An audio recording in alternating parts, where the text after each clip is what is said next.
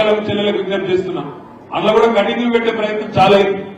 ఒక ఇంటికి ఒకటే మీటర్ అని, రేషన్ కార్డు ఉండాలంటే హేమలత బాగా మాట్లాడి రేషన్ కార్డు ఉండాలని ఇంకోటని మళ్ళా కటింగ్లు పెట్టే ప్రయత్నం చేస్తా ఉన్నారు.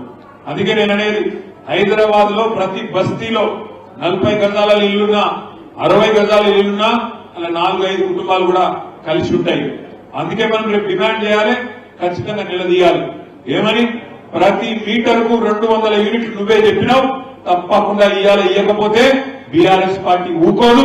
మొత్తం హైదరాబాద్ అంతటి కూడా ఒక్కటి చేసి చార్మినార్ హైదరాబాద్ కు ప్రపంచంకి ఎవ్వరు ఎక్కడికెళ్ళి వచ్చినా, ఒక పర్యాటకుడు ఎక్కడి నుంచి వచ్చినా మొదలు ఏది అడిగి శ్రీరామ్ చార్మినార్ అంటే హైదరాబాద్ గా నిషాన్.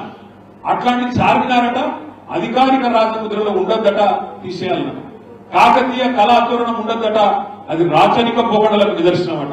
ఇక రేవంత్ రెడ్డి తెలిపెట్టిందంటే ఒక దిక్కేమో కాకతీయ తోరణం ఉండద్దంటాడు, ఇంకో దిక్కేమో చార్మినార్ ఉండద్దంటాడు, ఇంకో దిక్కేమో జయ జయ హే తెలంగాణ జననీ జయ కేతనం అనే పాటను రాష్ట్ర గీతంగా పెడుతున్నా అని చెప్పి శాసనసభలో చెప్పిండు. కానీ అదే పాటలు ఏమో దొరికేనా? జననీ జయ కేతనం అన్న పాటలో జయ జయ హే తెలంగాణ జననీ జయ కేతనం అనే పాటలోనే ఉంటది. గోలుకొండ నవాబుల గొప్ప వెలుగే చార్మినారు, కాకతీయ కళాప్రభల కాంతిరేఖ రామప్ప అని అదే పాటలు ఉంటుంది. గుప్పు మేస్త్రికి తెలియదు నా పాట వాడితేనా ఉద్యమంలో పాల్గొంటేనా, అది తెలియదు ఇది తెలియదు. ఎవడో రాసించే చదువుడు మాత్రం తెలుసు.